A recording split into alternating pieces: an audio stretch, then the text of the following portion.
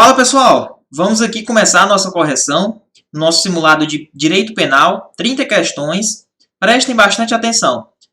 Quem não fez o simulado ainda, antes de assistir o vídeo, peço aos senhores que tentem resolver antes e depois só assistam a correção para ver quantas questões acertaram e realmente corrigir as questões que vocês erraram, ok? Então vamos lá, sem mais delongas, partir aqui para a nossa primeira questão.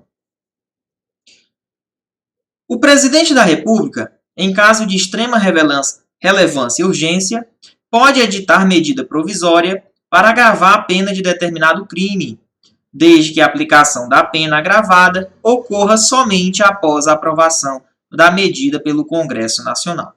Pessoal, nós sabemos que quando trata de assunto relacionado a crimes, ou seja, a lei fala o seguinte: não há crime sem uma lei anterior que o defina, nem pena sem prévia cominação legal. Ou seja, os fatos que são tipificados como crime têm que ser previstos através de lei. Tem que ser uma lei em sentido estrito, ok? Obedecendo o princípio da reserva legal. Então, eu não posso criar um crime através de medida provisória. Eu só poderia tipificar um crime ou agravar a pena, alguma coisa do tipo, somente por meio de lei. Tá certo? É aquela lei, tá certo? Que realmente passa pelo aquele rito ordinário, né, no Congresso Nacional, aprovado nas casas. O que é que acontece? Então, eu não posso dizer que medida provisória, ela pode aí estar agravando uma pena. Tá certo? Olha o que é que eu disse aqui, ó. O texto é explícito. Se não houve lei, não haverá crime. A medida provisória não pode criar crime. Tá certo? Então, medida provisória não pode criar crime. Somente uma lei pode estar agravando a pena ou aí criando tipos penais. Então, tá aqui, ó. Aqui é o erro. Agravar a pena, medida provisória não pode fazer isso. Então, questão errada. Questão 2. O desvio punível não é o que, por características intrínsecas ou ontológicas, é reconhecido em cada ocasião como imoral, como naturalmente anormal, como socialmente lesivo ou coisa semelhante.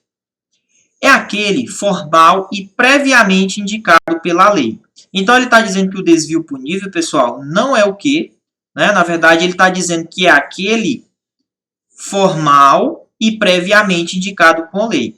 Pessoal, aqui é claro, é explícito. Quando ele diz que esse desvio punível é formalmente e previamente indicado pela lei, está simplesmente garantindo que o direito, na verdade, o princípio da legalidade, né? E a anterioridade de uma lei penal. Então, pensa comigo. Não há crime sem uma lei anterior que o defina e não tem uma pena sem uma prévia cominação legal. Tá certo? O texto precedente faz referência principalmente aos princípios penais da anterioridade e da individualização da pena, não, pessoal. Tá certo? Esse princípio é claro. Quando ele fala que o desvio punível é formal e previamente indicado pela lei, ele está tratando do princípio da legalidade. Os assuntos, pessoal, na verdade, um crime, alguma situação relacionada à lei penal, ela só pode ser criada através de uma lei. É taxativo. Tá bom? Então, tem que ter a existência de uma lei anterior prevendo que aquele fato seja crime. Então, esse trecho aqui que ele colocou na questão, ó, durante aqui o texto, ó, é aquele formal e previamente indicado por lei, com certeza já mata a questão, porque está relacionado com o princípio da legalidade e da anterioridade, ou seja, tem que ter uma lei anterior prevendo que determinados assuntos, né, o assunto relacionado à lei penal, tem que ter uma lei anterior antes prevendo aquilo, tá certo? Então, quando ele diz assim, ó, é aquele formal e previamente indicado pela lei. Isso aqui já mata a questão, tá certo? Está relacionado à questão do princípio da legalidade, de existir uma lei antes, tá? E da anterioridade, o fato da existência dessa lei prévia, tá bom? Então, a questão está errada porque ele disse que estava relacionado com o princípio da individualização da pena, sendo que não está relacionado com o princípio da individualização da pena. Certo? Então, aí a questão está errada. Questão 3. Manuel praticou conduta tipificada como crime. com a entrada em vigor de nova lei, esse tipo penal foi formalmente revogado. Mas a conduta de Manuel foi inserida em um outro tipo penal. Nessa situação, Manuel responderá pelo crime praticado, pois não ocorreu a abolitio crimes com a edição dessa nova lei. Senhores, eu falei numa aula passada para vocês em relação a esse termo aqui, continuidade normativo típica. O que seria essa continuidade normativo típica? Pessoal, eu tenho um ato previsto na Lei A, esse ato foi revogado, e esse ato revogado, na verdade, não aconteceu um abolitio crimes, ou seja, o crime não foi abolido. Na verdade, ele foi inserido em uma outra lei, tá certo? Continuou existindo aquela tipificação, aquela situação continuou existindo. Só que ela foi tirada de uma lei, foi revogada e foi colocada em uma outra tipificação. Um exemplo disso é em relação ao crime de atentado violento ao pudor, em relação aos atos libidinosos previsto no artigo 214, que era previsto, né? Ele foi revogado e foi incluído dentro do crime de estupro. Professor, então ocorreu abolitio crimes? Não é um abolitio crimes. Na verdade, houve uma continuidade daquela tipificação, só que ela foi colocada em um outro tipo penal. Então, quando ele diz, ó, nessa situação, Manuel responderá pelo crime praticado. Com certeza. Pois não ocorreu abolitio crimes. Perfeito. Com a edição da nova lei. O que ocorreu, pessoal, quando ele diz que a conduta foi inserida em um outro tipo penal. Ou seja, ela foi inserida em outro tipo penal, aqui vai remeter à situação que a gente chama de continuidade normativo típica. Então, realmente, essa questão está correta. Ok? Então, ele não... Na verdade, ele diz que nessa situação, Manuel responde pelo crime praticado, pois não ocorreu abolitio crimes com a edição da nova lei. Tá bom?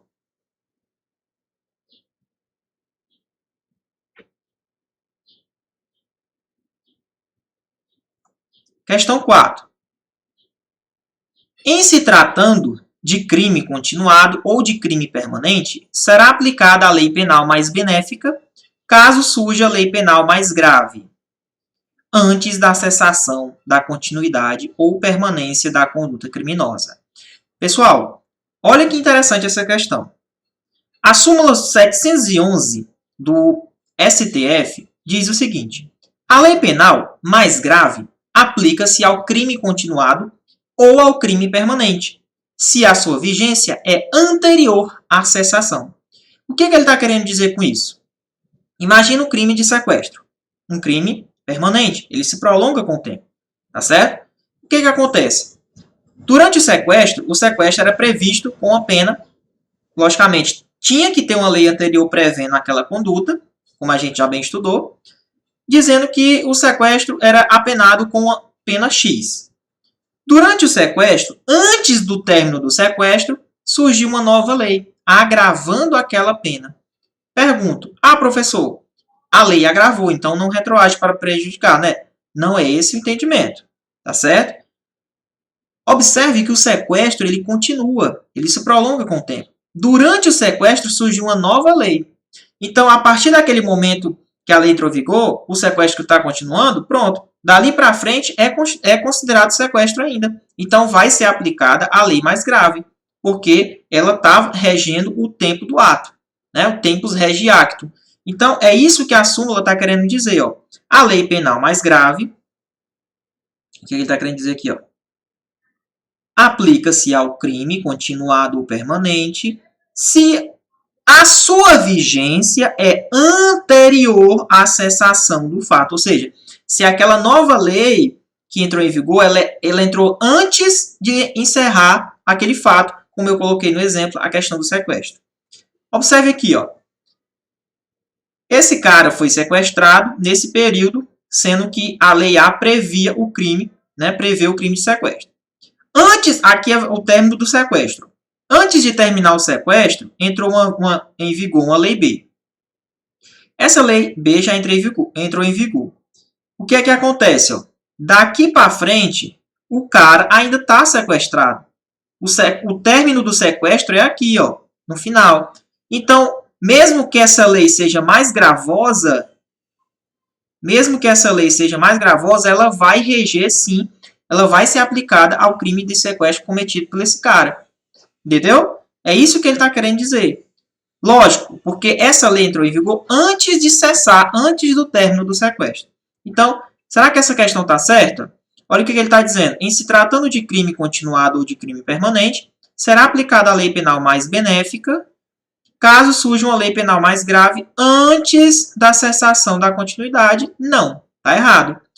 Se a lei penal mais grave entrou antes do término do sequestro, antes do término da conduta, então vai ser aplicado a lei mais grave. Ok? Então, ele disse que a lei penal mais benéfica vai ser aplicada caso surja uma lei penal mais grave. Não, pessoal. Lembrando que a conduta ainda não cessou. É só lembrar desse quadro aqui, dessa situação que você não vai esquecer na sua prova. Tá bom? Então, questão errada. Questão 5. Caso, a bordo de uma embarcação privada, em alto mar, de propriedade de uma organização não governamental, que ostente bandeira de país onde o aborto seja legalizado, o médico brasileiro provoque aborto em uma gestante brasileira, com o seu consentimento. Ambos responderão pelo crime de aborto previsto na lei penal brasileira. Só, olha que interessante. Quando você comete um crime no território nacional brasileiro, você está sujeito à lei brasileira, né? As hipóteses de territorialidade, tá bom? Quando você também está a bordo de uma embarcação pública, por exemplo, um navio da Marinha, em qualquer canto do planeta que ele estiver, esse navio da Marinha vai ser considerado como território por extensão. Então, quando é cometido um crime ali naquele navio, vai ser aplicada a lei brasileira. Agora, nós também temos que nos atentar em relação às hipóteses de extraterritorialidade. Extra, fora do território. Existe a possibilidade da gente aplicar a lei brasileira fora dos casos de território. Só que nós temos que obedecer a algumas condições. Observe. No artigo 7º do Código Penal, ele fala: ficam sujeitos à lei brasileira, embora cometidos no estrangeiro. Então, aqui ele vai falar da extraterritorialidade, né? Extraterritorialidade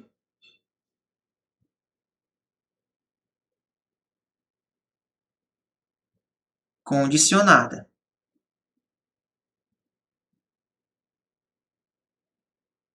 Condicionada.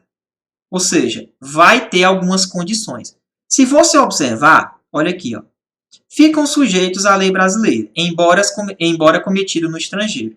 Os crimes praticados por brasileiro, olha aí, ó, esse crime tem que ser praticado por brasileiro lá fora.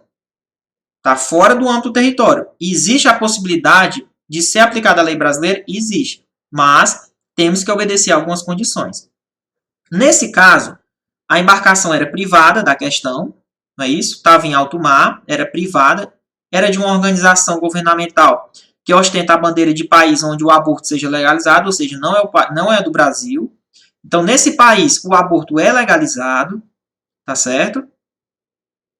Então, observe que não tem como aplicar a questão da territorialidade, o princípio da territorialidade. O barco é estrangeiro, aconteceu em alto mar, tá certo? E a questão é, será que esse médico que provocou um aborto na gestante brasileira, com o consentimento dela, será que vai ser aplicada a lei brasileira nessa situação, nesse barco privado que não está em território brasileiro? Somente se obedecer às condições.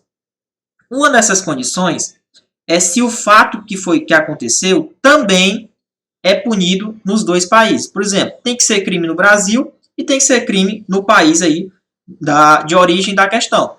Tá certo? Como ele disse que lá o aborto é legalizado e o Brasil não é, então já quebra a hipótese da extraterritorialidade condicionada. Porque no Brasil não é legalizada a questão do aborto. E um dos requisitos, ó, como eu coloquei aqui para vocês, é que tem que ser crime lá e tem que ser crime aqui, ó. O fato, né? Se o fato punível também no país em que foi praticado, ou seja, se o fato é punível, né? Então, o fato tem que ser punível lá também e aqui no Brasil, beleza? Como não é, lá no país não é punível, então não tem como eu aplicar a lei brasileira, tá certo? Justamente por esse requisito aqui, ó. Porque vai ser barrado esse requisito. Então, na verdade, não cumpriu uma das condições. Então, nesse caso, ele disse que ambos responderão pelo crime de aborto previsto na lei penal brasileira. Não, tá certo? Então, nesse caso, a questão está errada, tá bom? Porque tem que obedecer, o fato tem que ser punível lá e aqui. Tem que ser brasileiro, ele tem que entrar no território brasileiro, ele não pode ter sido absolvido lá, nem sido perdoado lá, tem que ser uns crimes que o Brasil autoriza a extradição. Então, tem uma série de requisitos, ok? Que a gente não pode deixar de cumprir para que adotar a extraterritorialidade condicionada. Então, existe sim a possibilidade da gente aplicar a lei brasileira fora dos casos de território, de acontecer crimes no território. Mas vai depender de algumas condições, tá bom? Então, vamos aqui para a próxima questão. Transitada em julgado a sentença condenatória, compete ao juiz da sentença a aplicação da lei mais benigna. Muitos devem estar se perguntando, mais benigna, achar que é mais grave. Não. Mais grave se fosse maligna, tá? Benigna é mais favorável, tá certo? Por incrível que pareça. Então, vamos supor que fulano foi sentenciado, aqui, já transitou em julgado. TED, transitou em julgado, tá? Posteriormente, veio uma lei mais benéfica, né? E essa lei mais benéfica, logicamente, mesmo que ele já tenha sido condenado e transitado em julgado, ela retroage para beneficiar aquele cara. Porque a lei é mais benéfica, então ela retroage, mesmo que a sentença dele já tenha passado em julgado. Tá bom? Só que detalhe, quem vai aplicar essa lei mais benigna, essa lei mais favorável, não é o juiz da sentença, e sim o juiz da execução penal. Tá certo? Então, aqui é o juiz da execução penal. É o juiz da execução penal, e não o juiz da sentença. Beleza? Olha aqui a súmula número 611 do STF. O que ele fala? Ó? Sentença condenatória transitada em julgado. Competência para aplicação da lei mais benigna. Transitada em julgado, a sentença condenatória compete ao juiz das execuções a aplicação da lei mais benigna. Então, realmente a questão está errada. Ok? Então, não é o juiz da sentença, e sim o juiz das execuções. Questão 7. A lei penal brasileira aplica-se ao crime perpetrado no interior de um navio de guerra. Bom, se é um navio de guerra, pessoal, então é um navio público. Ainda que em mar territorial estrangeiro, dado o princípio da territorialidade. Pessoal, olha que interessante. Ó. Embarcações e aeronaves públicas brasileiras, ok? Ou a serviço do governo, é ainda considerado nosso território, mas é considerado território por extensão. Logo, não se pode confundir com o caso de extraterritorialidade, tá certo? É outro caso. Agora, se fosse uma embarcação privada, lá fora, aí a gente poderia ver a questão da extraterritorialidade condicionada, mas ia ter que obedecer alguns requisitos, algumas condições. Como o navio é de guerra, né, de pavilhão pátrio, então é de natureza pública. Se é de natureza pública, é considerado sim território por extensão. Então, logo não se pode confundir com esse caso de extraterritorialidade. Então, como é a extensão do território, é aplicado sim a lei brasileira, tá bom? Então, ele está dizendo que aplica-se ao crime perpetrado no interior do navio, ainda que no mar territorial estrangeiro, correto. Pessoal, independentemente de onde estiver a embarcação, vai ser aplicado a lei brasileira.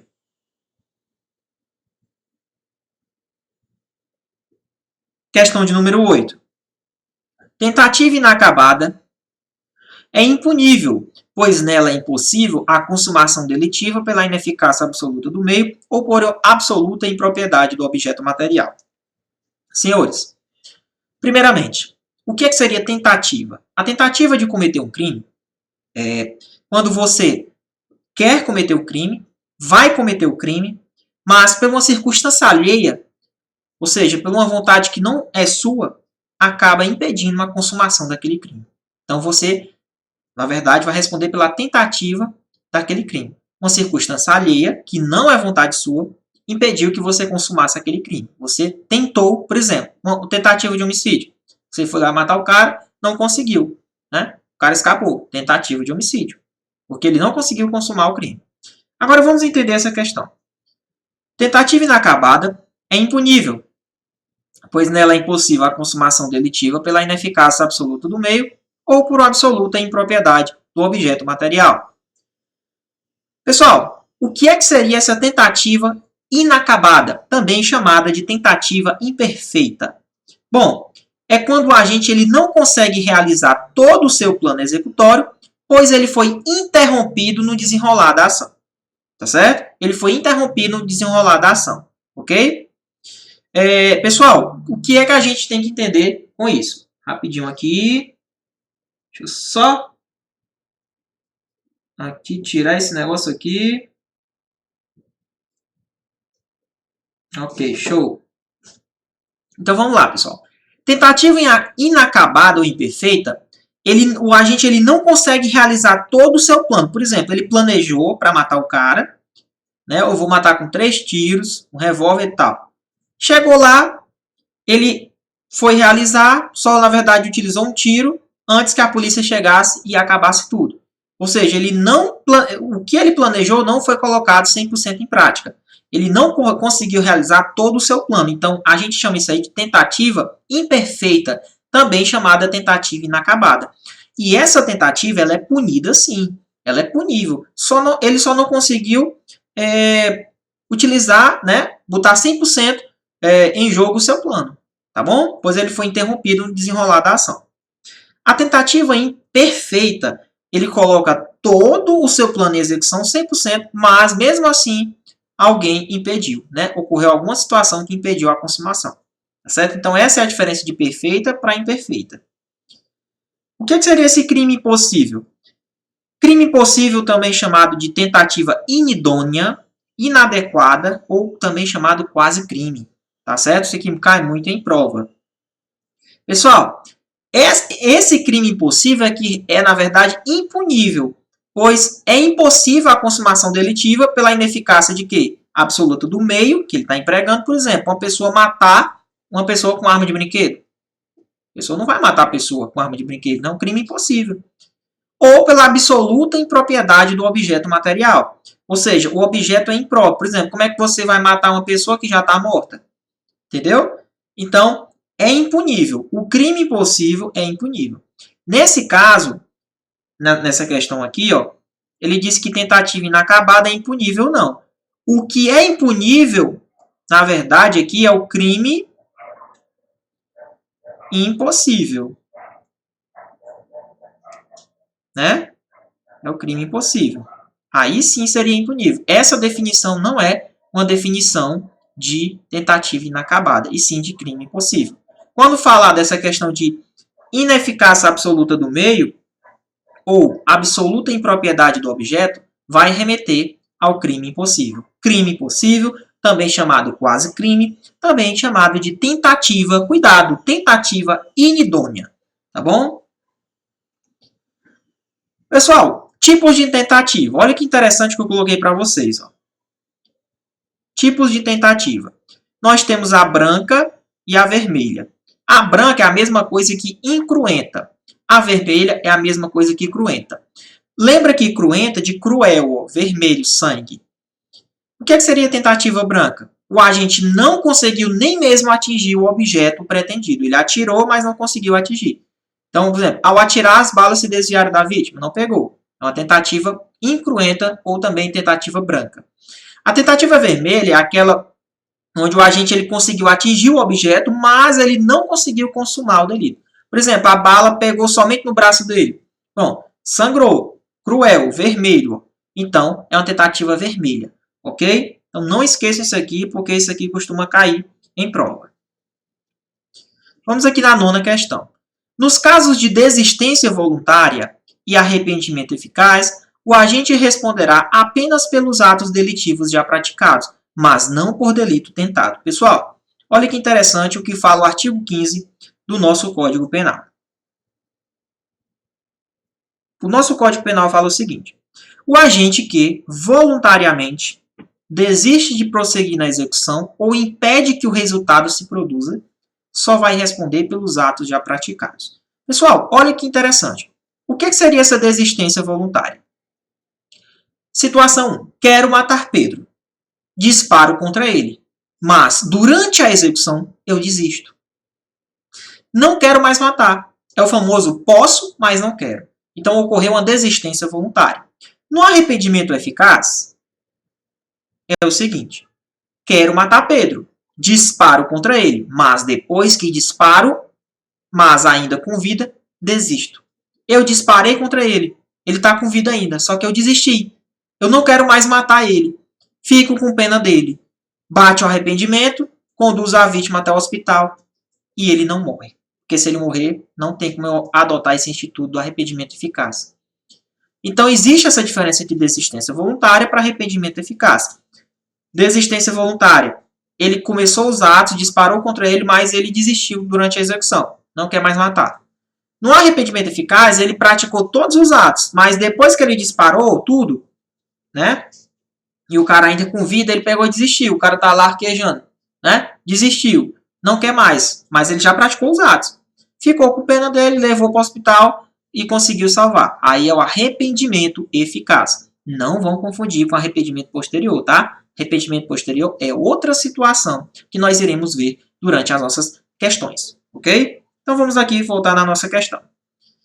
Nos casos de desistência voluntária e arrependimento eficaz, o agente responderá apenas pelos atos já praticados, mas não por delito tentado. Pessoal, olha que interessante. O senhor falou que ele desiste, o senhor falou que ele se arrependeu. Mas e aí? Os ferimentos dele fica por isso mesmo? Não.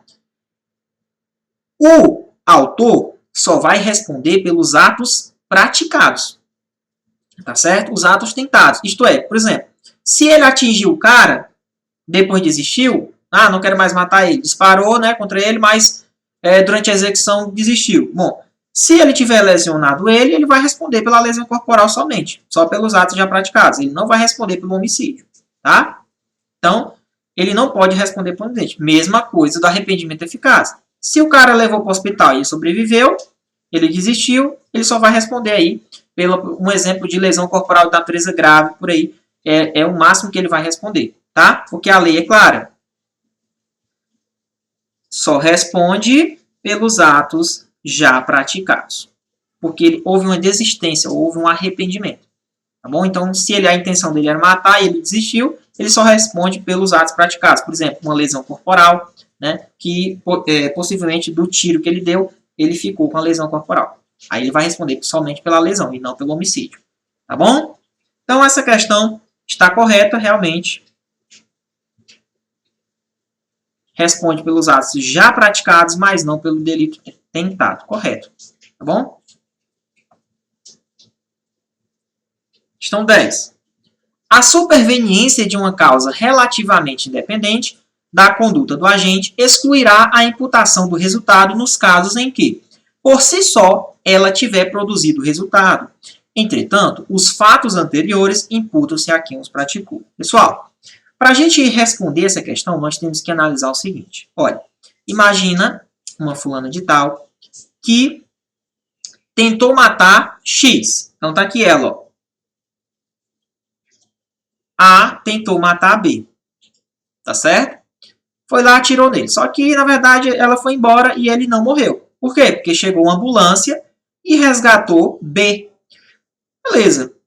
Só que durante o trajeto, ocorreu um acidente e, na verdade, B acabou falecendo pelo acidente.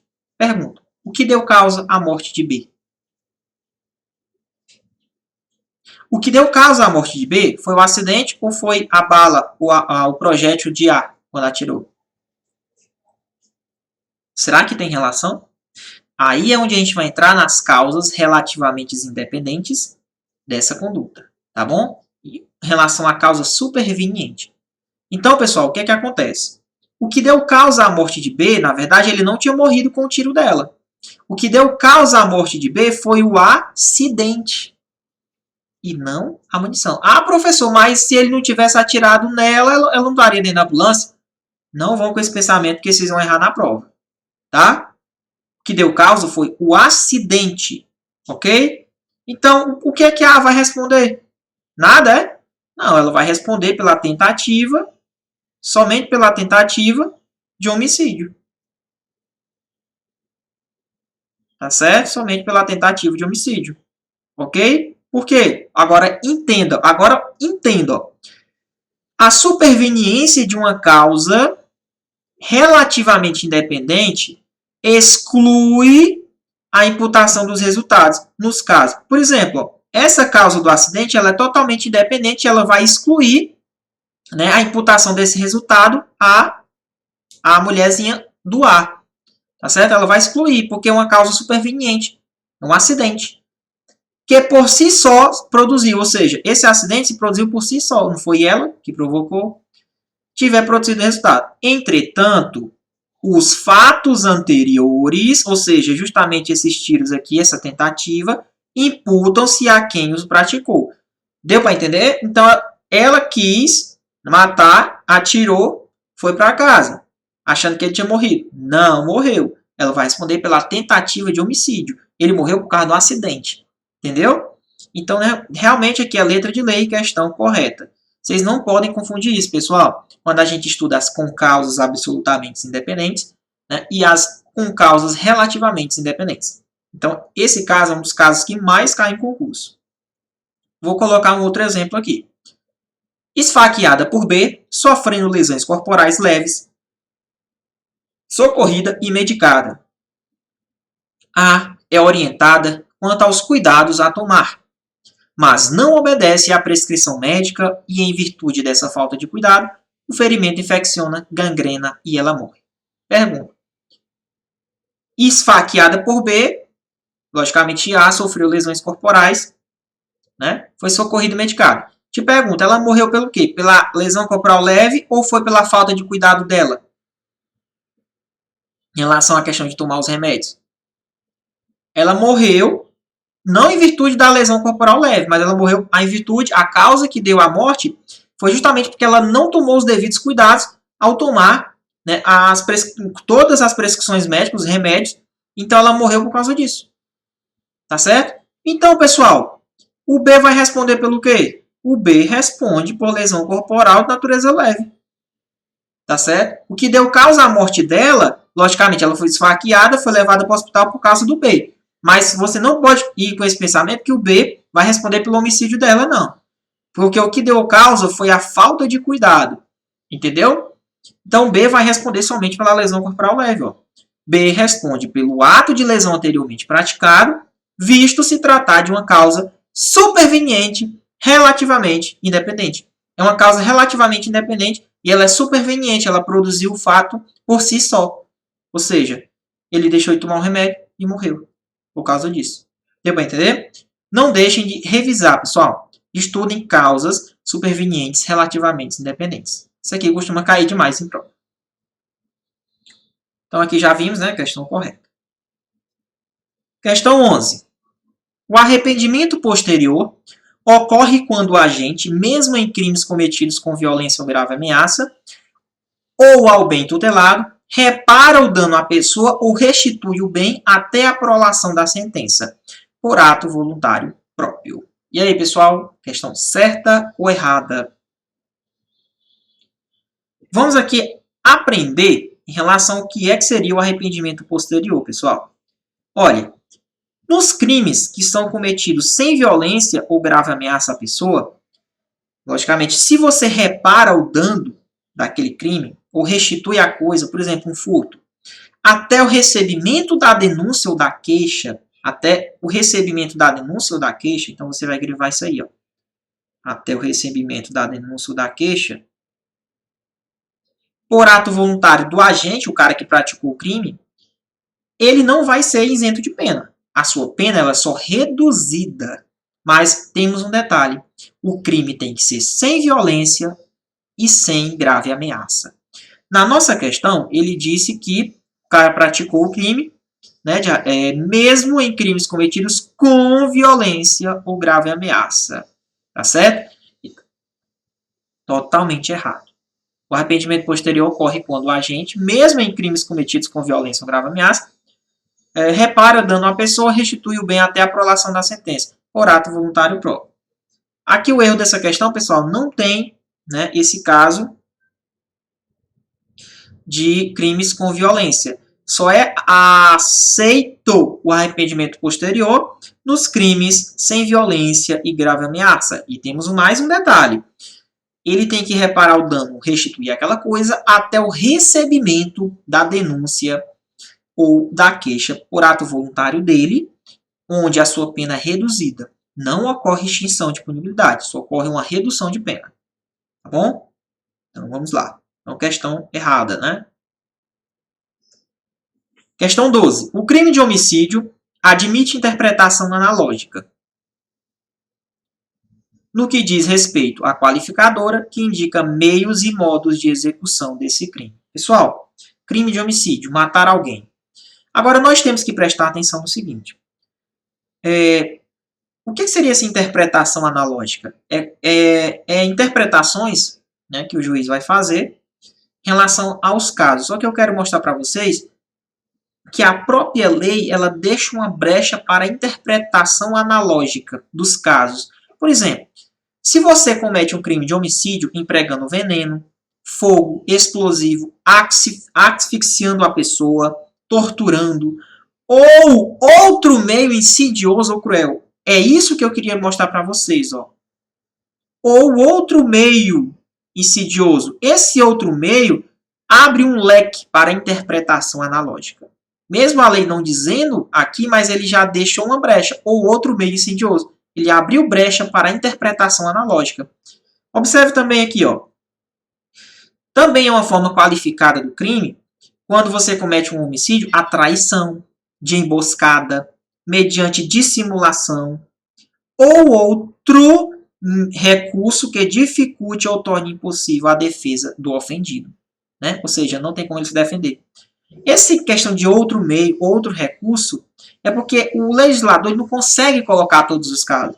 Então, admite sim a interpretação analógica nessas qualificadoras que indicam meios e modos de execução desse crime, que vai tornar o crime de homicídio qualificado. Bom, então realmente é a questão correta. Questão 13. Já está aqui, né? Questão 13. A circunstância do descumprimento de medida protetiva de urgência imposta ao agressor, consistente na proibição de aproximação da vítima, constitui causa de aumento de pena no delito de feminicídio. Pessoal, lá no parágrafo 7º, o que é que ele fala? Quando é cometido um crime de feminicídio, é quando, na verdade, você mata uma mulher, pratica um homicídio contra uma mulher, por razões da condição de sexo feminino. Então, olha aqui, ó.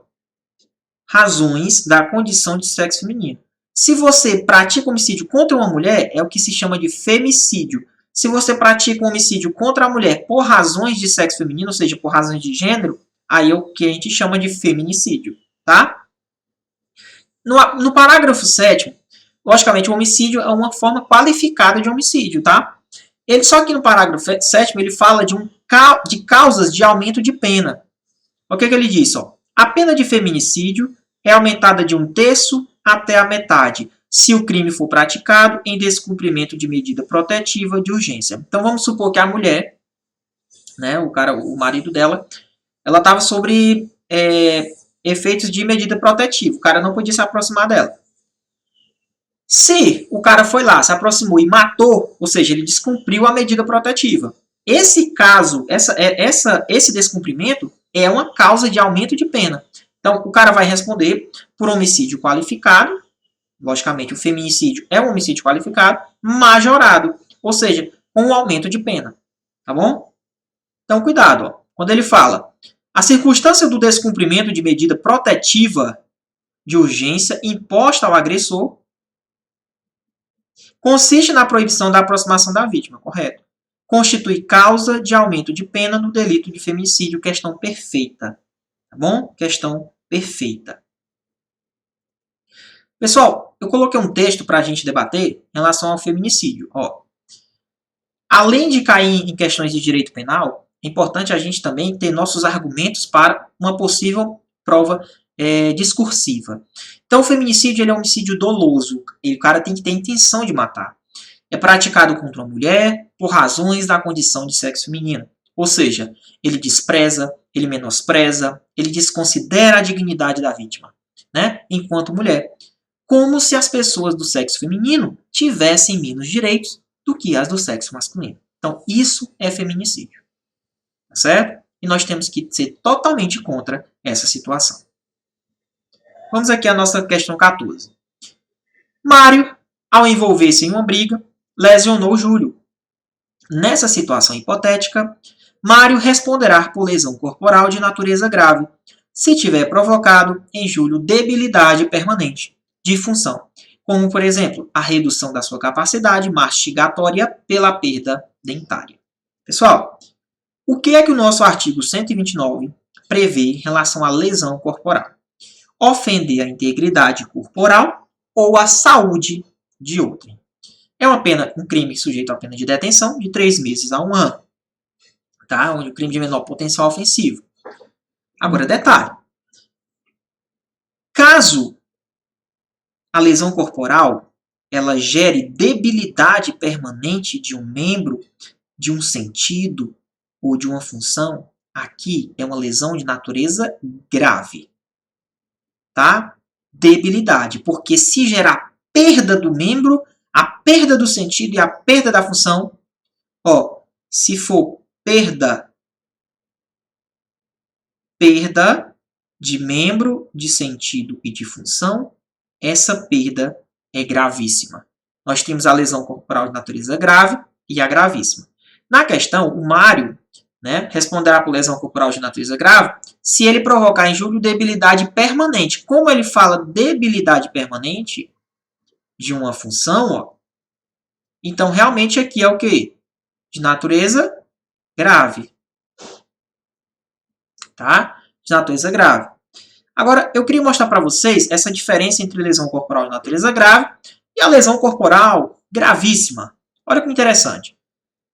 Caso essa lesão cause perigo de vida, caso essa lesão cause incapacidade para suas ocupações habituais por mais de 30 dias, caso essa lesão corporal cause debilidade permanente de membro, de sentido ou função, porque se causar a perda desse membro de sentido ou função, aí já é gravíssima. Entendeu? E aceleração de parto. A aceleração do parto é grave. O aborto já é gravíssimo. Se provocar o aborto, já é lesão corporal gravíssima. Tá bom? Então, aqui o PIDA é grave. O PEIDA é gravíssima. Então, gravem dessa forma. O PIDA é grave, o PEIDA é gravíssimo. Tá? PEIDA é grave, é gravíssimo. Tá certo? Agora, cepidão é grave. Tá bom? Então, tá aí. Perigo de vida, mais de 30 dias. Incapacidade para ocupações habituais. Debilidade permanente de membro, sentido ou função. Ou aceleração do parto é grave. A gravíssima é quando você perde um membro, sentido ou função. Enfermidade incurável. Incapacidade permanente para o trabalho. E deformidade permanente. E também quando provoca o aborto. Bom? Então tá aí. Cuidado com essa deformidade permanente, tá? Que ele está enquadrado na gravíssima. Ok? Na gravíssima. Você também pode confundir essa questão de incapacidade permanente para o trabalho. Aqui é incapacidade de 30 dias. Bom? Então muito cuidado com essas diferenças. Então aqui a questão está correta. Realmente ele fala só de debilidade permanente. Ó. Falam só de debilidade permanente, né? Redução da capacidade, então realmente é de natureza grave. Ok? Então vamos continuar. Sempre que um agente mata uma vítima mulher, tem-se um caso de feminicídio. Já falamos isso e já estudamos sobre isso. Pessoal, não é sempre que um agente mata uma mulher que ocorre o crime de feminicídio. É quando ele pratica o homicídio contra a mulher por razões de gênero, por razões da condição do sexo feminino. Então, a questão é bem simples e a questão está errada, tá bom? Então, não é sempre que ele mata uma mulher, tá? Agora, na verdade, se ele mata uma mulher que não seja por razões de condições de sexo e de gênero, né, no âmbito de violência doméstica, aí é que a gente vai falar de femicídio. Tá bom? Então, questão errada. Tá aí, feminicídio é praticar um homicídio contra a mulher por razões da condição de sexo feminino, ou seja, por razões de gênero. Questão 16. O agente que matar sua empregadora, a chefe, né, por ter sido dispensado sem justa causa, responderá por feminicídio. Não, pessoal. A causa que ele matou foi por razões dela ser mulher, do gênero mulher? Não. Ele está dizendo que só matou a sua empregadora porque ele foi dispensado. Isso não é motivo para feminicídio. E isso é um femicídio, tá? É um femicídio. Então, olha aí, ó. Mais uma vez, a gente não pode confundir feminicídio com femicídio. Femicídio é matar uma mulher. Matou a mulher, independentemente de razão. Matou a mulher, femicídio. Agora, se for a morte em relação, porque razões das condições de sexo feminino, do gênero, aí é feminicídio. Tá bom? Então tá aí. Por razões de condição de sexo e que envolve violência doméstica e familiar ou ainda o menosprezo, a discriminação à condição de mulher. Então, questão errada. Questão 17. Em relação aos delitos tipificados na parte especial. Nós sabemos que o nosso Código Penal, nós temos a parte geral e a parte especial. O nosso simulado está abrangendo um simulado envolvendo parte geral e parte especial. Situação hipotética. Pedro, réu primário, valendo-se da confiança que lhe depositava o seu empregador, subtraiu para si mercadoria de pequeno valor do estabelecimento comercial em que trabalhava. Assertiva. Nessa situação, apesar de configurar a prática de furto qualificado pelo abuso de confiança, o juiz poderá reconhecer o privilégio. Vamos analisar os casos. Pedro era réu primário, tá? Usou da confiança que ele tinha no empregador, ou seja, abuso de confiança, e subtraiu uma mercadoria de pequeno valor. Então, observem esses dois aspectos, ó, réu primário e pequeno valor. O fato de ser réu primário, a primeira vez que ele cometeu o crime de furto, o que é que aconteceu? E também o fato da coisa ser de pequeno valor, é possível, né, o que a gente chama de reconhecimento de furto privilegiado. Então, privilégio. Ocorre uma redução de pena, uma substituição por multa, né? Depende do juiz escolher. O que é que vai acontecer, pessoal? A questão é o seguinte. O furto privilegiado, ele tem que ser primário e o pequeno valor da coisa. Mas eu posso misturar isso com o quê? Com a qualificadora. Por exemplo, existe o furto privilegiado, ou seja, se ele é primário e a coisa é de pequeno valor, ou seja, essa qualificadora é uma qualificadora de ordem subjetiva. Ó, subjetiva.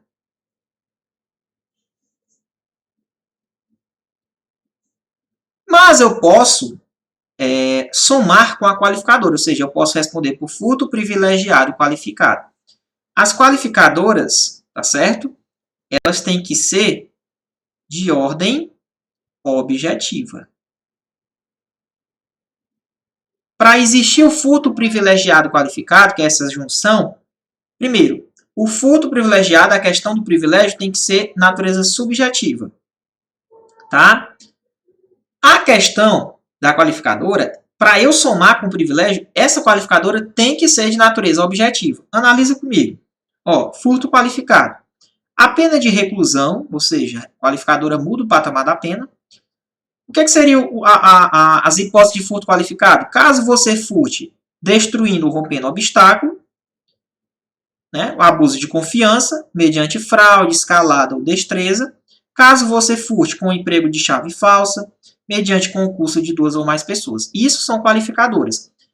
Todas são de ordens objetivas, com exceção de uma. Com exceção do abuso de confiança. O abuso de confiança, pessoal, o abuso de confiança, ele é de ordem subjetiva. Subjetiva. Ó, subjetiva. Como assim, professor? Para eu reconhecer o furto privilegiado qualificado, primeiro, tem que ser uma qualificadora de ordem subjetiva, na verdade objetiva, e o privilégio de ordem subjetiva. Eu nunca vou poder ter subjetivo ou subjetiva. Tem que ser o privilégio subjetivo e a qualificadora objetiva.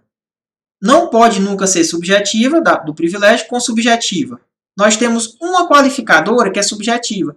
Então, a única que não é reconhecido furto privilegiado qualificado é caso ele furte, né, com a questão do abuso de confiança. Entendeu? Então, olha aí, interessante. Não pode existir o furto privilegiado qualificado em relação quando a qualificadora é abuso de confiança. Por quê? Porque a qualificadora do abuso de confiança ela é de ordem subjetiva.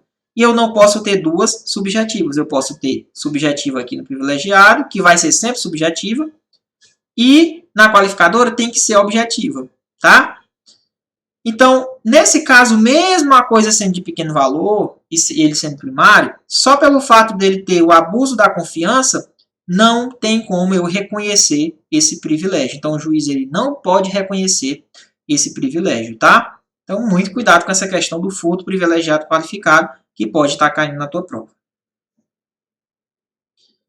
Então, aqui a súmula número 511 do STJ vai falar justamente o que eu acabei de falar. É possível o reconhecimento do privilégio, né, nos casos de furto qualificado. Ou seja, por isso que o nome vai ser o quê? Furto, se ele reconhecer, né? Privilegiado qualificado. Qualificado. Então, ele está dizendo que é possível reconhecer, né, a questão do privilégio no furto qualificado. Se estiverem presentes a primariedade do agente, ou seja, primário, e o pequeno valor da coisa furtada, e desde que a qualificadora seja de ordem objetiva. Porque se ela for de ordem subjetiva, eu não posso reconhecer o furto privilegiado qualificado. Tá bom? Então, essa aqui tem que ser subjetiva e a qualificadora tem que ser objetiva para haver o reconhecimento do furto privilegiado qualificado. Ok? Questão de número 18. Constatada a utilização de arma de fogo desmuniciada na perpetração de delito de roubo, não se aplica a circunstância majorante relacionado ao emprego de arma de fogo. Pessoal, olha que interessante. Se num roubo eu utilizar uma arma de fogo e posteriormente, logicamente, a utilização dessa arma desmuniciada como forma de intimidar a vítima do delito do roubo, vai caracterizar o emprego de violência, ok? Agora, não permite eu reconhecer a majorante da pena. Isso quem diz é o STJ durante o julgamento de um habeas corpus, tá? Então, a questão que ele não permite o reconhecimento da majorante da pena, ela é vinculada à questão do potencial lesivo do instrumento. A arma desmuniciada, ela não tem o potencial lesivo. Isso para o STJ, que é uma decisão mais recente. O STF, se não me engano, em 2013, reconhece totalmente o contrário do STJ. Ele diz que, independentemente se ela está desmuniciada ou não, é reconhecida sim a majorante. Tá? Então, para o STJ, a utilização dessa arma desmuniciada, ela, como forma de intimidar, não permite eu reconhecer a majorante da pena, porque quando a gente utiliza arma de fogo, existe um aumento de pena no roubo, tá? Com o pacote anticrime, a questão da utilização de arma branca também tem um aumento de pena. Então, o que é que acontece aqui? Ó, coloquei para vocês. Ó, o artigo 157 subtrai coisa alheia móvel mediante grave ou ameaça ou violência. Isso é roubo. Aí ele colocou aqui, ó, a pena aumenta-se de 1/3 até a metade caso ele utilize o quê? Arma branca. Vai aumentar de 2/3 se ele utilizar arma de fogo. E se a arma de fogo for de uso restrito ou proibido, a pena se aplica-se em dobro. Ou seja, a pena do caput, que é justamente essa pena aqui. Ó. Ela é aplicada em dobro. Ok? Então, não deixem de atentar a esses detalhes. Então, é justamente essa majorante aqui que ele está falando. Ó, utilização da arma de fogo, de aumento de 2/3. Ou seja, se ela estiver desmuniciada, segundo o STJ, não permite esse reconhecimento da majorante dessa pena aí de 2/3. Então, questão... não se aplica a majorante, questão correta, ok? Não se aplica. Se ela tiver desmuniciada, tá bom? Questão número 19. No delito de estelionato, estelionato é o famoso 171, né? É o cara que induz ao erro alguém, né? Tudo que for para induzir ao erro, te enganar, é o enganar, o cara te enganou. Na modalidade fraude mediante pagamento em cheque, a realização do pagamento do valor relativo ao título até o recebimento da denúncia impede o prosseguimento da ação penal. Pessoal, olha que interessante essa súmula 554 do STF. O pagamento de cheque emitido sem provisão de fundo, ou seja, o famoso cheque sem fundo. Por exemplo, o cara emitiu um cheque sem fundo. Se eu pagar aquele cheque, após o recebimento da denúncia, ou seja, já aconteceu o recebimento da denúncia, já aconteceu o crime e tal, aquela situação, o Ministério Público já vai oferecer a denúncia.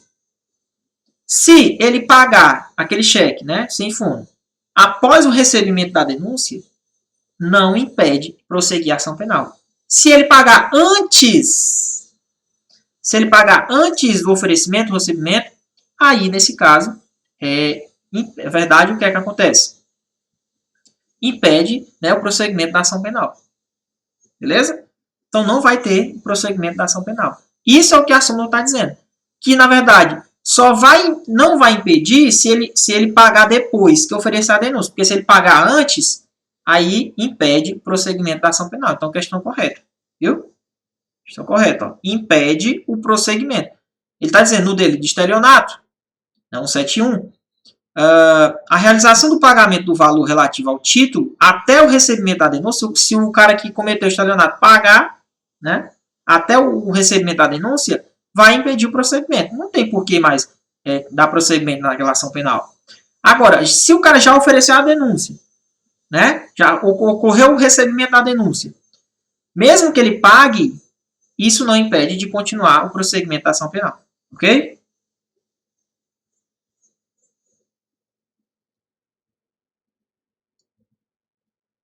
Então tá aí, cuidado aqui, ó. Até. E aqui tá, ó, após. Beleza? Questão 20. Extingue-se a punibilidade do delito, do estelionato previdenciário se o agente devolver a vantagem ilícita recebida à Previdência antes do recebimento da denúncia. O famoso estelionato previdenciário. Ele está dizendo, pessoal, que vai ser extinto, vai ser isento de pena, vai ser extinguida a sua punibilidade se caso nesse estelionato previdenciário ele devolve, né, aquela vantagem que ele obteve ilicitamente recebida da Previdência antes do recebimento da denúncia. Então, se ele está querendo falar que o cara que praticou estelionato previdenciário recebeu aquelas vantagens ilícitas, né, aquelas mulherzinhas lá da Previdência e tal, que começam a sugar o dinheiro, se aquela vantagem é ilícita, se for descoberta, se ela pagar até antes do recebimento da denúncia, a questão querendo dizer que vai ser extinta a punibilidade. Será que vai acontecer isso, professor? Aí você nunca mais vai esquecer com esse nosso bizu aqui, tá? Consequências da devolução da vantagem devida antes do recebimento da denúncia. Coloquei as 3 principais que caem em prova. Em relação ao estelionato, pessoal, na Previdência, quando você engana, né, querendo enganar a Previdência, não tem extinção de punibilidade caso você devolva.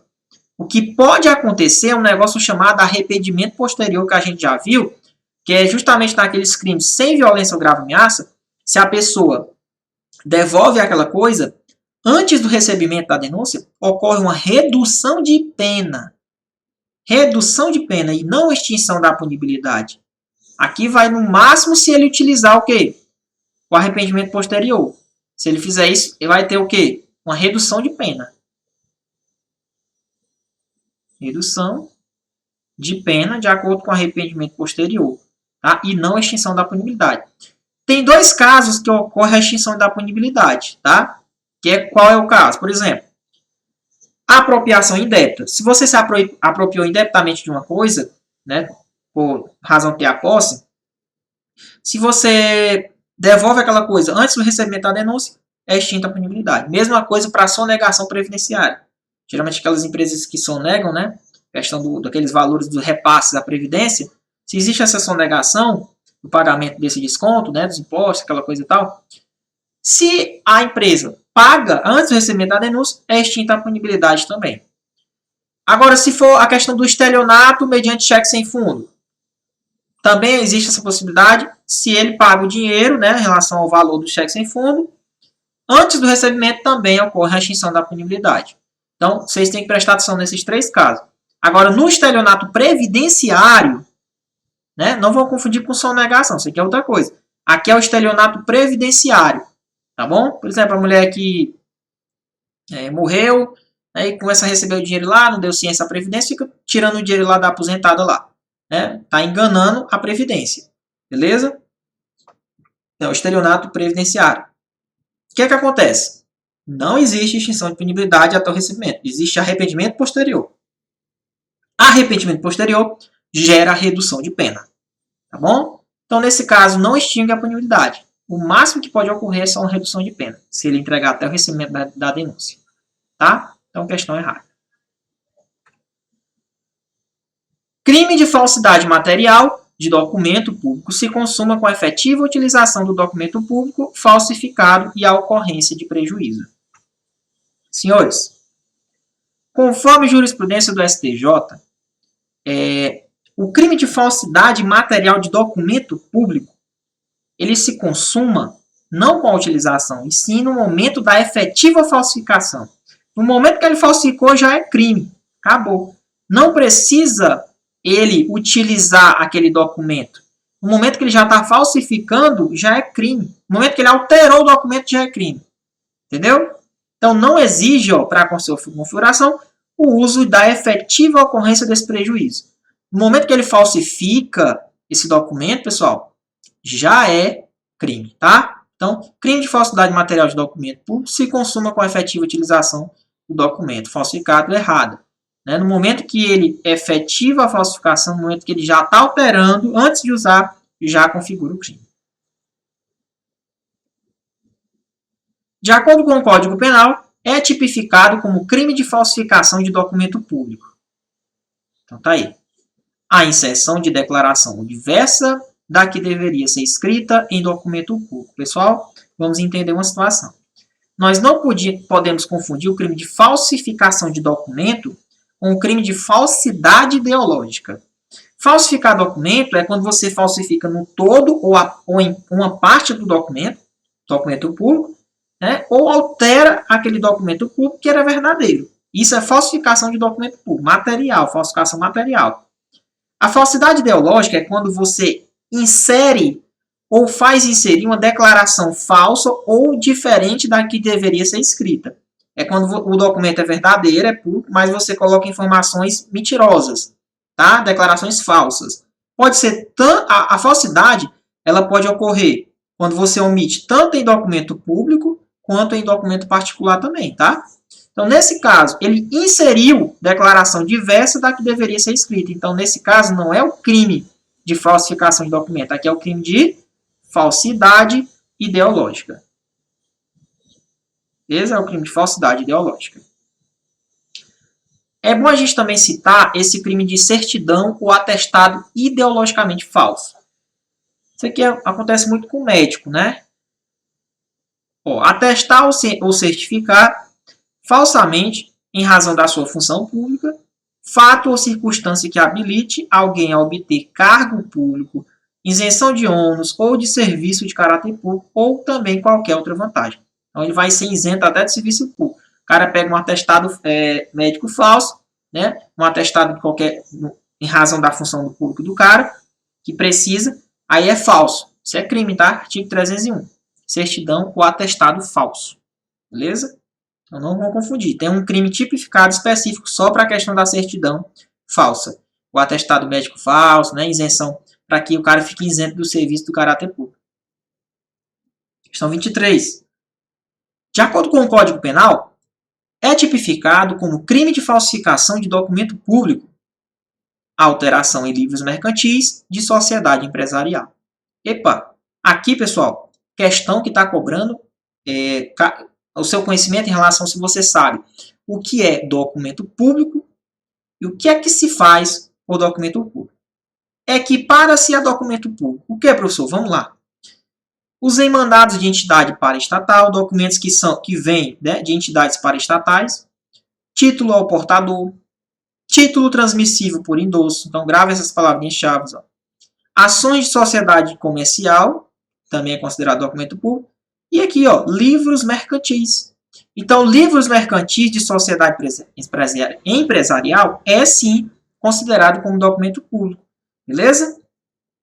Professor, e o testamento particular? Também é, não é particular não, documento? Não. O testamento particular, ele é público, tá? É considerado documento público. Então, é tipificado como crime de falsificação de documento público, alteração de livros mercantis. Então, livros mercantis é público, tá? Livros mercantis, sociedade empresarial. Então, não esqueçam aí dos que é considerado documento público. Um governador que ordenar a aquisição de viaturas policiais e o pagamento destas com recurso legalmente destinado à educação infantil cometerá o crime de peculato. O que é que vocês marcaram aí no nosso simulado? Pessoal, cuidado! Um governador que ordena a aquisição de viaturas e o pagamento destas com recursos que eram destinados à educação infantil, ele comete o crime, não o crime de peculato, ele comete o crime de emprego irregular de verbas públicas, previsto no artigo 315 do Código Penal. Tá bom? Então, não é o crime de peculato, é o crime previsto no artigo 315 do CP, tá? Artigo 315, ok? Questão errada. Cuidado, ó.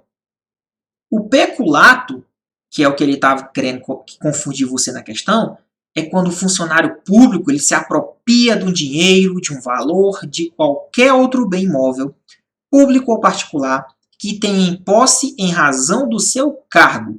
Então, em razão do cargo dele, ele tem a posse daquela coisa e, na verdade, ele desvia aquela coisa em proveito próprio ou alheio, tá? Então, isso é o que a gente chama de peculato. Tem a ver com razão do seu cargo, quando você se apropria de uma coisa, o dinheiro no valor, né, ou de qualquer outro bem imóvel, público ou particular, porque você tem posse em razão do seu cargo. Tá bom? Isso é peculato. Professor, policial que exige propina para liberar uma passagem de pessoas por uma estrada comete crime de corrupção passiva? Será que isso aqui é corrupção, hein? Policial que exige propina para liberar a passagem de pessoas? Não, né, pessoal? A palavrinha-chave está aqui, ó. Exige. Opa. Vamos lá, voltar aqui. A palavrinha certa, pessoal, é exigir. Quem exige é mais forte do que solicitar. Se ele exigiu a propina, isso aqui não é corrupção, isso aqui é concussão, tá? É o crime de concussão. É um crime contra a administração pública. Se ele solicitou, a palavra muda, cara, ó. Se ele tivesse solicitado a propina, aí era corrupção passiva. Aí sim era corrupção passiva. Se o funcionário tivesse solicitado. Como ele exigiu, se ele exige é concussão. Se ele solicita o quê? Corrupção passiva, tá? Vamos aqui, voltando à nossa questão. 24b. A circunstância de funcionário público é comunicável a particular que cometa o crime sabendo dessa condição especial de funcionário. Pessoal, é justamente aquela situação que eu queria colocar para vocês, ó. O que são circunstâncias incomunicáveis? Não se comunicam a circunstâncias e condições de caráter pessoal. Por exemplo, um particular, ele pode cometer um crime contra a administração pública, crime de peculato? Vamos supor que aqui o funcionário, ele se apropriou de um bem, ou desviou aquele bem, em razão da função dele. Só que ele combinou junto com um particular, para desviar. Só que a condição particular dele, pessoal, ou seja, ele era funcionário, foi necessária para que, né, o particular ele tinha que conhecer aquela condição para que seja necessário para que ele executasse aquele crime de peculato também, em concurso, né? Em regra, essa circunstância de caráter pessoal da pessoa não se comunica. Agora, se for elementado o crime, ou seja, o que seria elementado o crime? É justamente essa situação que eu coloquei para vocês. Se o particular, para ele responder peculato, ele tem que saber da condição que o servidor, que o cara é servidor e ele tem que saber que o cara tem a possibilidade, a facilidade de desviar aquele bem, tá? Em razão da função dele. Então, ó, a circunstância de funcionário público é comunicável a particular que cometa o crime sabendo dessa condição especial de funcionário, correto? Ele tem que saber que o cara é funcionário, então vai se comunicar? Vai. É justamente essa exceção aqui que ele está cobrando. Em regra, não se comunica, mas se for elementado o crime, como é justamente no caso, o crime que é cometido pelo funcionário público, né? Por exemplo, crime de peculato, crimes contra a administração, se ele tem que saber da condição especial do funcionário, senão ele não vai estar cometendo crime. Ele tem que saber da condição especial desse funcionário, que ele é funcionário público, tá? Questão 25. No peculato culposo, pessoal, o que é que seria peculato culposo? Peculato culposo é quando, por exemplo, eu sou chefe de um setor e eu tenho a responsabilidade, né? Tá cheio de computador ali. Aí eu pego, né? Saio do setor, vou tomar um cafezinho, deixo tudo escancarado, tudo aberto, negligenciei. Aí chega o cara lá, furtou, foi tudo, ninguém sabe quem foi. E aí? Pessoal, responde peculato? Responde, na sua forma culposa. Negligenciou, né? Deixou a porta aberta. Vai responder peculato culposo? Vai também. Ele tinha, ele era o chefe do setor. Tinha o dever ali de proteger aquilo ali, de ser responsável. Aí o cara foi irresponsável. Deixou aberto para tomar cafezinho, foi enquanto o outro foi lá, ó, furtou lá os bens da administração. Peculato. Em razão da função dele, ele achou que era fodão, deixou aberto, não, aqui eu volto, tá aí. Né? Vai responder por peculato culposo. Agora, olha o detalhe. No peculato culposo, a reparação do dano antes do recebimento da denúncia incorre em extinção da punibilidade, ao passo que a reparação realizada entre o recebimento da denúncia e o trânsito em julgado, a aplicação da causa será diminuída a pena. Ei, olha que bizu federal. Reparação do dano no peculato culposo. Se antes da sentença irrecorrível, o que é sentença irrecorrível? Do transitado em julgado. Se ele repara, se ele devolve, consegue pagar aquelas coisas, reparou o dano contra a administração pública pela vacilada dele, antes da sentença irrecorrível e não antes do recebimento da denúncia. Aqui já pode ter recebido a denúncia seguido o processo. Vamos supor que já está na segunda instância. Se ele devolver, né, antes da sentença irrecorrível, ou seja, não tem mais possibilidade de recurso, que é justamente no trânsito em julgado, aí vai ser extinta a punibilidade. Ó, extinta a punibilidade. Se ele devolve depois que já foi sentenciado, sentença irrecorrível, tem a possibilidade de ter um benefício? Tem. Aí é só reduzir da metade a pena dele. Entendeu?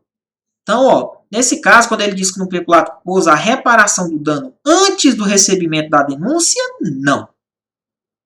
A reparação do dano antes da sentença irrecorrível é que, na verdade, ocorre em extinção da punibilidade. Então, o erro está aqui, ó.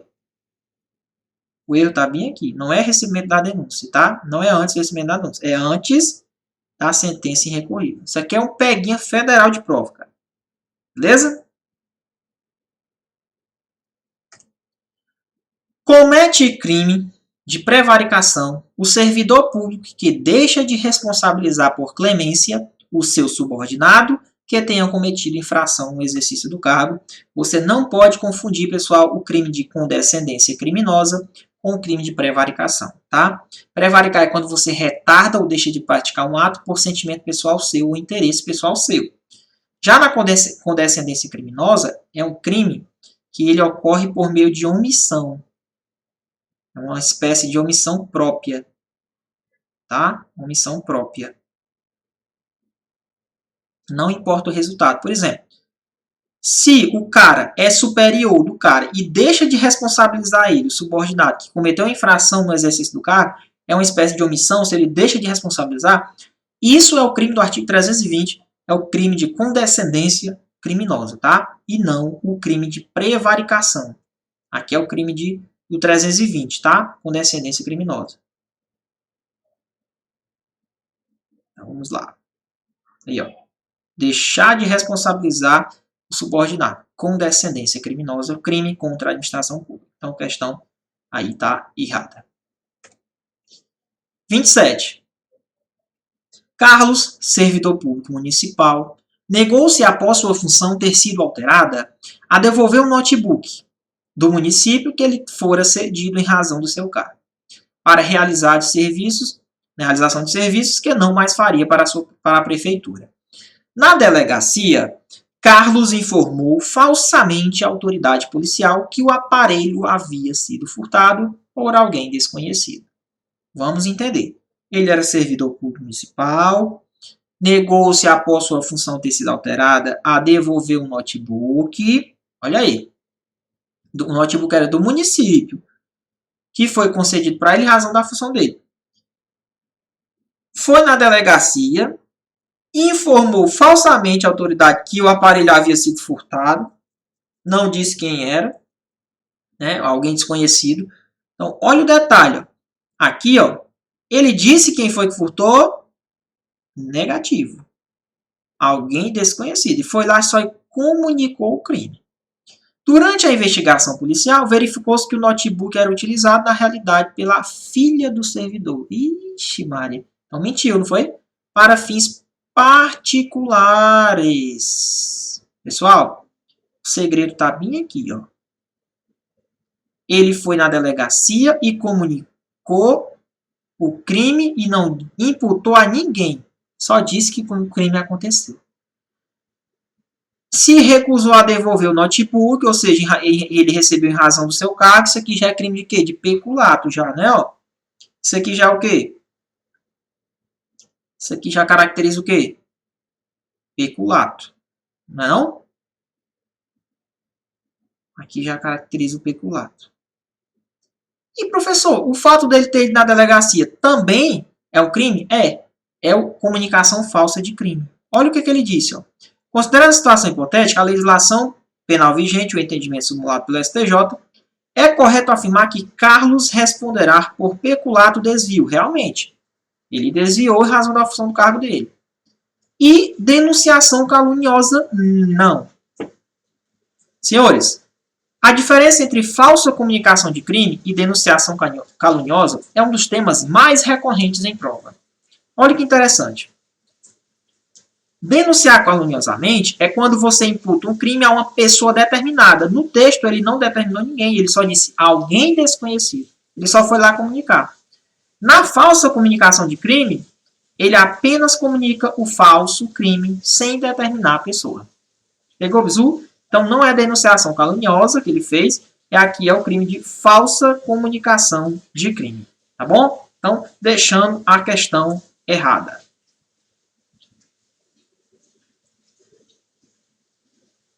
Gustavo, sabedor de um crime praticado por seu filho Cássio, procurou a autoridade policial e assumiu a autoria do delito, com o objetivo de impedir que ele fosse processado e condenado.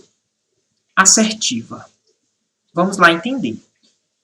Gustavo era sabedor de um crime praticado por seu filho, Cássio, o cara era pai dele. Procurou a autoridade policial e assumiu a autoria do delito, para proteger o filho. É crime, professor, isso aí? Com o objetivo de impedir que ele fosse processado? É o crime de autoacusação falsa, ok? Crime previsto no artigo 341 do Código Penal, onde diz que acusar-se, ele acusou ele mesmo. Ó, o pronome reflexivo aqui, ó. Né? Reflexivo, né? Pronome reflexivo aqui, ó. Ele acusou-se ele mesmo perante a autoridade de crime inexistente ou praticado por outra pessoa. Então, ele acusou ele mesmo, né, no caso dessa questão, de ter cometido um crime sem ele ter praticado, só para proteger o filho dele. Isso é o crime de autoacusação falsa. Rui e Lindo combinaram a prática de furto a uma loja. Depois de subtrair os bens, Pedro, pai de Rui e de Lino, foi procurado e permitiu, em benefício do filho, a ocultação dos objetos furtados em sua residência por algum tempo, porque eles estavam sendo investigados. Olha aí. Ruilino e o irmão, combinaram furtar uma loja. Depois que subtraíram, Pedro, que era o pai dele, foi procurado e permitiu, em benefício dos filhos, a ocultação desses objetos. Ele escondeu, na verdade, né? Escondeu uma residência só por algum tempo, porque os objetos eram dele. Ele só fez um auxiliou. Só auxiliou, só escondeu. Nessa situação hipotética, a conduta de Pedro configura receptação. Cuidado com essa questão, hein? Ei, pessoal, cuidado com o favorecimento real e favorecimento pessoal, que é um crime contra a administração da justiça. Ele está escondendo, ele está prejudicando a investigação. Olha que interessante. Aqui, no favorecimento real, ele escondeu um objeto. A coisa do furto do filho, que ele sabia. Só escondeu, né? Por algum tempo. Depois os meninos iam pegar lá o objeto com ele de novo. Só ajudou. Esse ajudar, esse esconder, tá certo? É o crime de favorecimento real. Tá bom? Professor, tem algum tipo de isenção de pena? Não tem, mesmo que ele seja pai dele. A diferença é no favorecimento pessoal. Por exemplo, se ele está escondendo uma pessoa, por exemplo, se o Pedro agora fosse o pai dele, é o pai dele, né? Tivesse escondendo o próprio filho dentro de casa, a polícia chegou lá, ei, o cara tá aí, não tá não? O cara, não, tá aqui não. Tem ninguém aqui não. Tá só escondendo o cara. Esse fato de esconder aquela pessoa é o crime de favorecimento pessoal, tá? E, na verdade, como ele é o pai dele, dos meninos, vai ter a isenção, né, de pena. Ele não vai ser punido, porque tem isenção se o favorecedor, a pessoa que está favorecendo, é o CAD. O que é CAD? Cônjuge, ascendente, descendente ou irmão. Cônjuge, ascendente, descendente ou irmão. Tá? É o famoso CAD. Se qualquer uma dessas pessoas for favorecedor, aí tem isenção de pena, somente se for favorecimento pessoal, ou seja, se ele está escondendo a pessoa. Se ele estiver escondendo a coisa, não tem isenção, independente se for pai, irmão, ascendente, beleza?